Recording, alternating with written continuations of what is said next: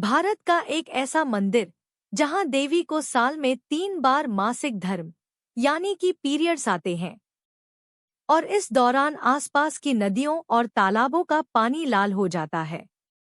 यह मंदिर भारत के बाकी देवी मंदिरों से अलग है क्योंकि यहाँ देवी की कोई मूर्ति नहीं है, बल्कि उनकी योनि की पूजा की जाती है। इस मंदिर को वशीकरण, काला जादू और तंत्र मंत्र करने वाले तांत्रिकों का गढ़ माना जाता है। यहाँ हर दिन मंदिर के कपाट खुलने से पहले एक पशु की बलि दी जाती है और पहले यहाँ मानव बलि भी दी जाती थी।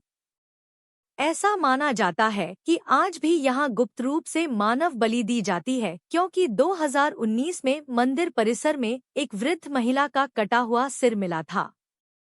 तो क्या आज भी यहाँ मानव बलि दी जाती है? आइए जानते हैं तंत्र मंत्र और रहस्यों से भरे कामाख्या देवी मंदिर की सच्चाई। असम के गुवाहाटी में स्थित कामाख्या मंदिर 51 शक्तिपीठों में से एक है। यहाँ माता सती का योनि और गर्भभाग गिरा था। यही कारण है कि यह मंदिर 51 शक्तिपीठों में सबसे महत्वपूर्ण माना जाता है क्योंकि योनि को जीवन के सृजन और संचार का सबसे बड़ा प्रतीक माना जाता है। यहाँ माता की मूर्ति की जगह माता की योनि रूप में पूजा की जाती है और माना जाता है कि यहाँ साल में 3 दिन यानी कि अंबुबाजी मेले के दौरान माता को मासिक धर्म आता है और इस दौरान ब्रह्मपुत्र नदी का पानी खून की तरह लाल हो जाता है। वैज्ञानिकों का मानना है कि मिट्टी में मौजूद लौह तत्व यानी कि आयरन ऑक्साइड की वजह से यह पानी लाल हो जाता है। पर सबसे बड़ा सवाल यह है कि आखिर यह अंबुबाजी मेले के दौरान ही क्यों होता है। यह शक्तिपीठ और भी खास तब बन जाता है जब देवी 10 महाविद्याओं के साथ विराजमान होती हैं। आखिर यह 10 महाविद्याएं कौन सी हैं और इनकी ताकत क्या है और क्यों तांत्रिक यहाँ आकर काला जादू करते हैं? आखिर क्यों माता ने अपने सबसे प्रिय तांत्रिक का सिर धड़ से अलग कर दिया और इतिहास में ऐसा क्या हुआ कि मां कामाख्या ने असम के राजवंश को श्राप दे दिया जिससे सदियों बाद भी उनका मंदिर में प्रवेश निषेध है? और सबसे बड़ा सवाल यह है कि मंदिर को किसने बनवाया, क्योंकि इतिहासकारों का मानना है कि इस मंदिर को 8वीं से 9वीं शताब्दी के बीच बनवाया गया था, पर हमारे धर्म ग्रंथों में तो कुछ और ही लिखा मिलता है। तो आज की इस डॉक्यूमेंट्री में हम आपको बताने वाले हैं कामाख्या मंदिर का इतिहास और इससे जुड़े कई चौंकाने वाले रहस्य जो आपके होश उड़ा देंगे, क्योंकि यह सिर्फ एक मंदिर नहीं बल्कि काले जादू की साधनाओं का गढ़ भी है जहां दूर दूर से तांत्रिक साधना करने आते हैं। तो चलिए जानते हैं इन रहस्यों को, और अगर वीडियो अच्छी लग रही है तो इसे लाइक जरूर करें। इस मंदिर का जिक्र कालिका पुराण और तांत्रिकों की प्राचीन ग्रंथ योगिनी तंत्र में भी मिलता है। कालिका पुराण के अनुसार माता सती ने अपने पिता के विरोध के बावजूद भगवान शिव से विवाह किया था। इस विवाह से उनके पिता दक्ष अत्यंत क्रोधित हो गए और उन्होंने अपनी पुत्री के इस विवाह को अस्वीकार कर दिया। कुछ समय बाद दक्ष ने एक भव्य यज्ञ का आयोजन किया जिसमें सभी देवी देवताओं, यक्षों, ऋषियों और शक्तिशाली राजाओं को आमंत्रित किया गया, लेकिन उन्होंने शिव को निमंत्रण नहीं भेजा। जब माता सती को इस बात का पता चला तो वे अत्यंत क्रोधित हो गई और शिव के मना करने के बावजूद अपने पिता के यज्ञ स्थल पर जा पहुंची। वहां जाकर उन्होंने अपने पिता से कहा, आपने सभी देवी देवताओं को बुलाया, पर शिव जो स्वयं सृष्टि के पालनहार हैं उन्हें निमंत्रण नहीं दिया। इस पर दक्ष ने अपने अहंकार में शिव का अपमान करते हुए कहा, वह भिक्षुक जो श्मशान में रहता है उसकी क्या योग्यता है कि मैं उसे अपने यज्ञ में बुलाऊं। इस अपमान को माता सती सहन नहीं कर पाई। उनका हृदय व्यथित हो गया और उन्होंने शिव के प्रति अपनी निष्ठा दर्शाते हुए उसी यज्ञ की अग्नि में स्वयं को समर्पित कर दिया। जब शिव को इस घटना का पता चला तो वे क्रोध से भर गए और उन्होंने दक्ष का वध करने के लिए वीरभद्र को उत्पन्न किया। वीरभद्र ने एक ही झटके में दक्ष का सिर उसके धड़ से अलग कर दिया। फिर शिव सती के विरह में उनके मृत शरीर को लेकर पूरे ब्रह्मांड में भटकने लगे। तब भगवान विष्णु ने अपने सुदर्शन चक्र से माता सती के शरीर के टुकड़े कर दिए और जहां जहां यह टुकड़े गिरे वहां शक्तिपीठों की स्थापना हुई। कामाख्या देवी मंदिर में माता सती का योनि गिरा था, जिसके कारण यह शक्तिपीठ अन्य सभी शक्तिपीठों से अलग और विशेष माना जाता है। इन घटनाओं के बाद भगवान शिव अपनी समाधि में लीन हो गए। तभी तारकासुर नामक एक असुर ने ब्रह्मा जी की कठोर तपस्या कर अपार शक्ति प्राप्त कर ली और तीनों लोकों पर अपना अधिकार जमा लिया।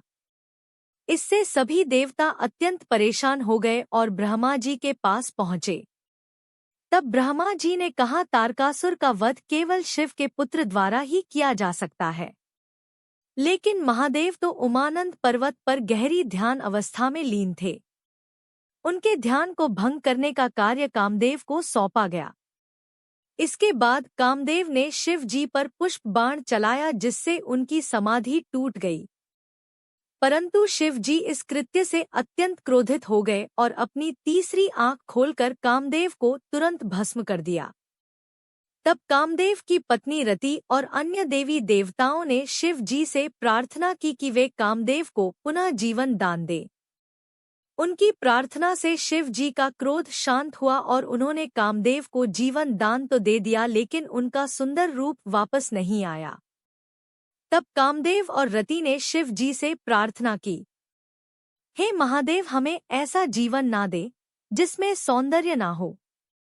शिव जी ने उनकी प्रार्थना स्वीकार कर ली, लेकिन उन्होंने एक शर्त रखी, तुम्हें नीलांचल पर्वत पर माता सती के जनन अंग पर एक भव्य मंदिर का निर्माण कराना होगा। इसके पश्चात नीलांचल पर्वत पर कामाख्या मंदिर के निर्माण की प्रक्रिया आरंभ हुई। इस कार्य में भगवान विश्वकर्मा ने भी सहायता की और उन्होंने मंदिर की भव्य संरचना तैयार की। इसके बाद कामदेव ने इस मंदिर में भैरव और 64 योगिनियों की मूर्तियों की स्थापना की। वैसे दोस्तों, एक और कथा है जो काफी प्रसिद्ध है। एक समय की बात है जब कामाख्या मंदिर पर असुर राजा नरकासुर का राज था। वह मां कामाख्या का बहुत बड़ा भक्त था, पर समय के साथ उसकी शक्तियां बढ़ने लगी और वह काफी ताकतवर हो गया, जिसके पश्चात उसने मां कामाख्या के समक्ष विवाह का प्रस्ताव रख दिया। माता ने मना नहीं किया, बल्कि एक शर्त रखी। माता ने कहा, अगर तुम मुझसे विवाह करना चाहते हो तो एक ही रात में नीलांचल पर्वत की चोटी तक एक सीढ़ी का निर्माण करना होगा। याद रहे, जैसे ही मुर्गा सुबह बांग देगा तुम्हारा काम पूरा हो जाना चाहिए। नरकासुर ने यह चुनौती स्वीकार कर ली और अपनी विशाल सेना के साथ सीढ़ी बनाना शुरू कर दिया।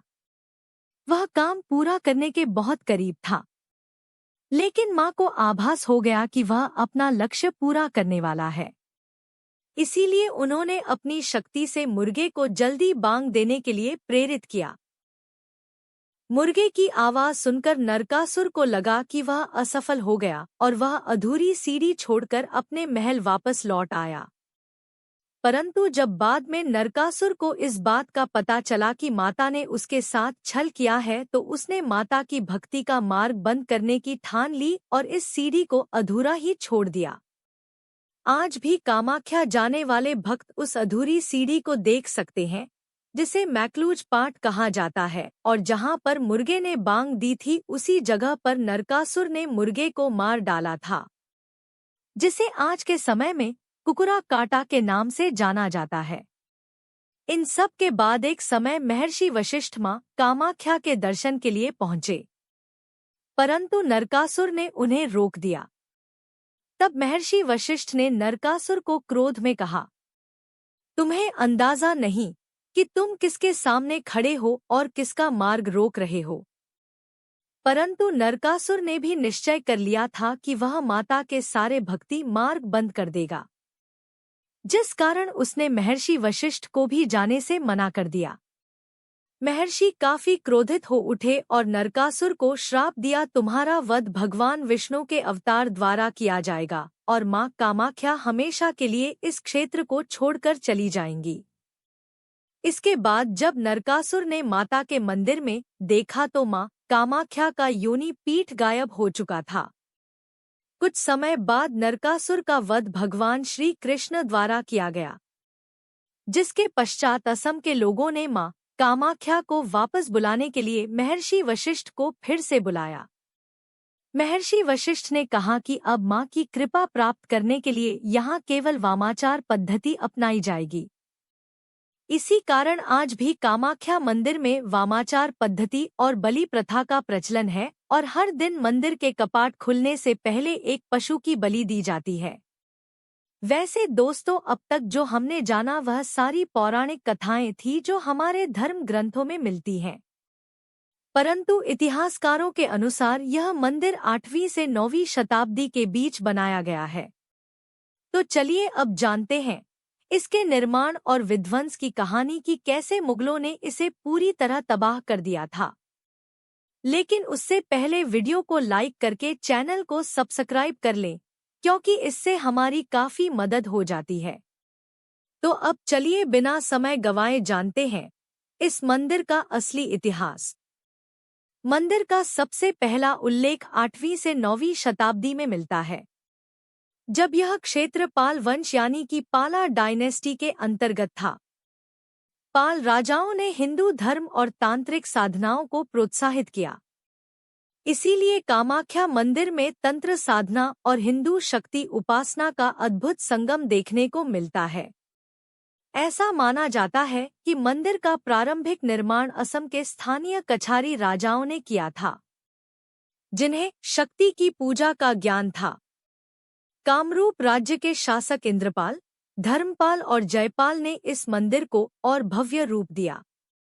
इन सबके बाद 16वीं शताब्दी में अर्थात 1498 से 1500 के बीच बंगाल के सुल्तान अलाउद्दीन हुसैन शाह ने असम पर आक्रमण किया। इस आक्रमण के दौरान उनके सेनापति काला पहाड़ ने मंदिर को पूरी तरह नष्ट कर दिया। तांत्रिक पूजा और शक्ति साधना को काफिर प्रथा मानते हुए मुस्लिम शासकों ने मंदिर को ध्वस्त कर दिया और तांत्रिकों को मार डाला। लगभग 50 से 100 वर्षों तक यह मंदिर खंडहर की तरह पड़ा रहा। इसके पश्चात 17वीं शताब्दी में अहोम वंश ने असम में शासन किया और मुगलों को हराकर इस क्षेत्र को वापस लिया। अहोम राजाओं ने शक्ति पूजा को पुनर्जीवित किया और मंदिर का भव्य पुनर्निर्माण कराया। मुख्य अहोम शासकों में जिन्होंने पुनः निर्माण कराया उनमें सबसे पहला नाम आता है राजा जयद्वाज सिंघा का, जिन्होंने मंदिर को पुनः निर्मित करने का संकल्प लिया, लेकिन किसी कारणवश वे इसे पूरा नहीं कर पाए। इसके बाद 1667 से 1670 के बीच राजा चक्रध्वज सिंघा ने मंदिर का आंशिक पुनः निर्माण कराया और इसे मजबूत बनाने के लिए स्थानीय शिल्पियों को नियुक्त किया। इन सब के पश्चात अंततः 1751 से 1769 के बीच राजा राजेश्वर सिंघा के शासनकाल में मंत्री पंथानंद गोगोई और अन्य स्थानीय वास्तुकारों ने मंदिर को पूर्ण रूप से पुनः निर्मित किया। इस बार मंदिर को बंगाल, अहो और द्रविड़ स्थापत्य कला के मिश्रण से तैयार किया गया। कामाख्या मंदिर में हर साल अंबुबाजी मेले का आयोजन किया जाता है, जिसमें दुनिया भर के तांत्रिक भाग लेते हैं और माना जाता है कि इस दौरान देवी कामाख्या साल में एक बार मासिक धर्म यानी कि पीरियड्स में जाती हैं और इसी दौरान ब्रह्मपुत्र नदी का पानी खून की तरह लाल हो जाता है। अंबुबाची मेला हर साल जून के महीने में आयोजित किया जाता है। पौराणिक कथाओं के अनुसार यह त्योहार सतयुग में 16 वर्ष, त्रेता युग में 12 वर्ष, द्वापर युग में 7 वर्ष और कलयुग में हर वर्ष मनाया जाता है। यह मेला तांत्रिक अनुष्ठानों के लिए काफी महत्वपूर्ण है और इस दौरान जब माता रजस्वला होती हैं, तो मंदिर के कपाट 3 दिनों के लिए बंद कर दिए जाते हैं और इस दौरान मंदिर में किसी भी प्रकार की पूजा नहीं होती। लेकिन 3 दिनों के लिए मंदिर बंद होने से पहले मंदिर के अंदर एक सफेद कपड़ा बिछा दिया जाता है और जब 3 दिन बाद कपाट खोले जाते हैं तो यह कपड़ा पूरी तरह लाल और गीला हो चुका होता है।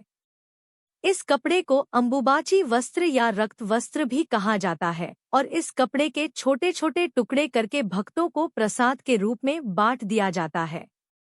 अब सबसे बड़ा सवाल यह आता है कि अंबुबाची मेले के दौरान ब्रह्मपुत्र नदी का पानी लाल क्यों हो जाता है।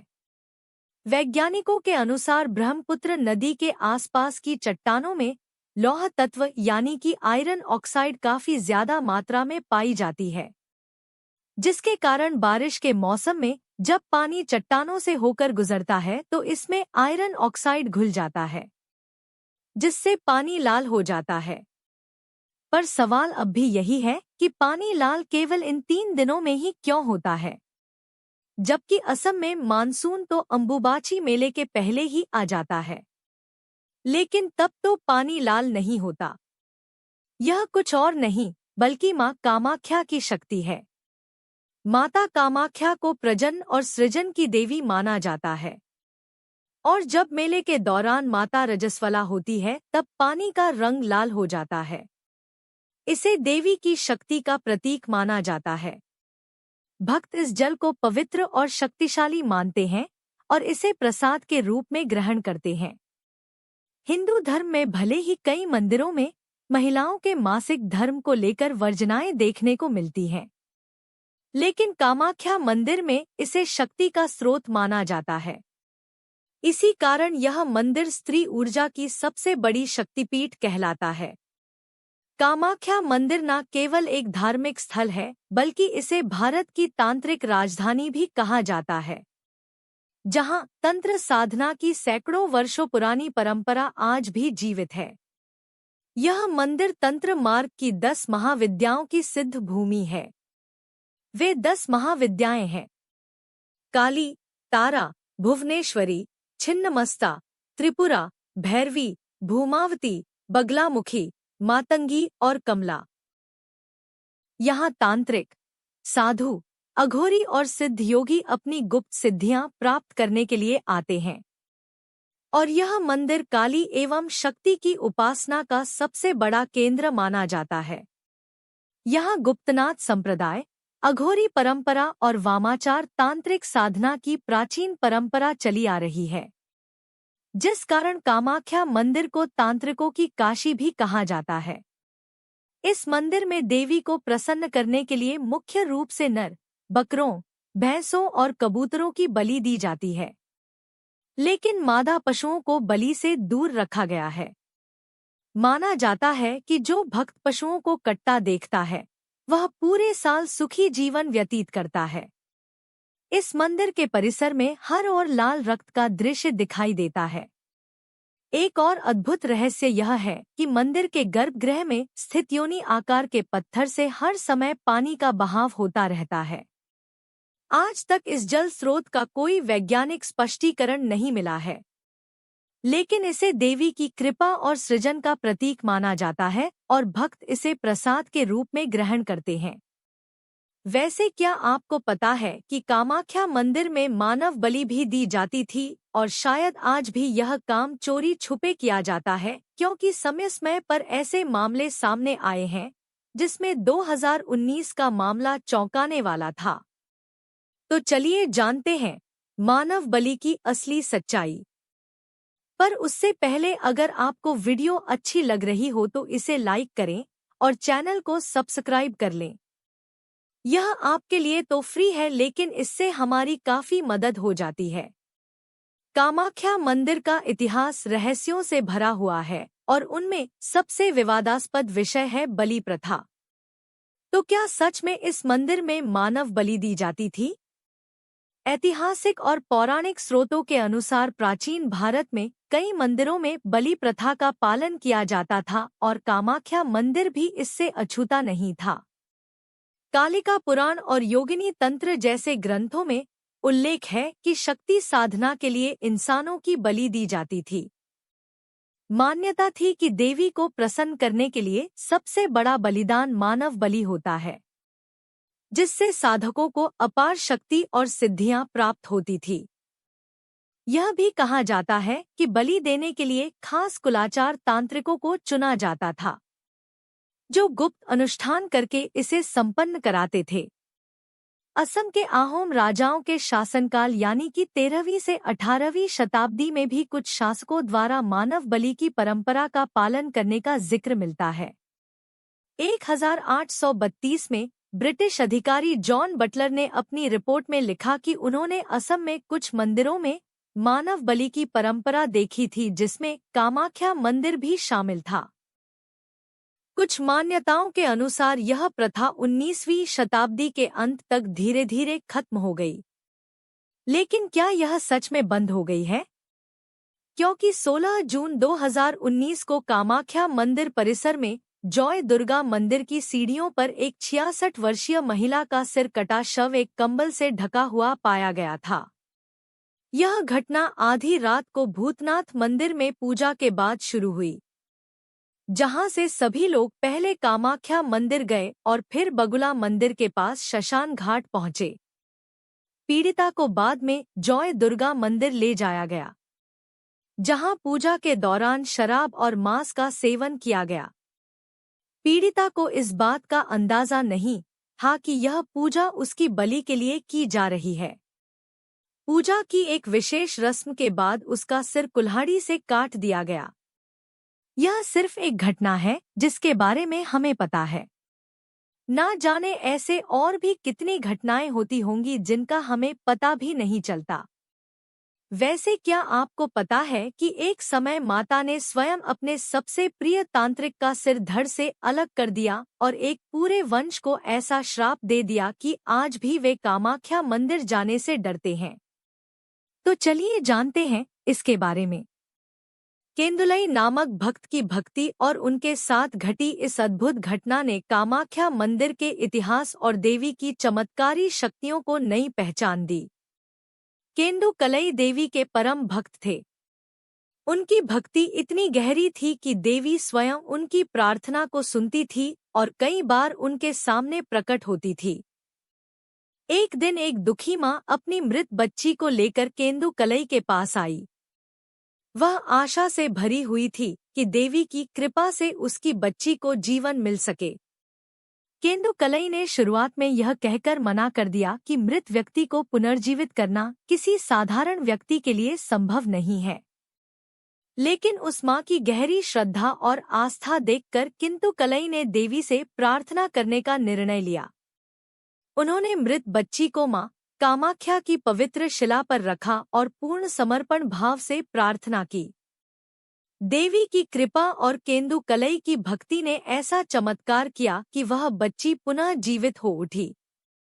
यह घटना पूरे नगर में फैल गई और केंदुकलई की भक्ति तथा माँ कामाख्या की शक्ति का एक अद्भुत प्रमाण बन गई। यह चमत्कार इस बात का प्रतीक था कि जब किसी की आस्था और विश्वास सच्चे होते हैं तो देवी की कृपा अदृश्य रूप में प्रकट होकर भक्तों का कल्याण करती है। केंदुकलई की भक्ति आज भी श्रद्धा और विश्वास का प्रतीक मानी जाती है।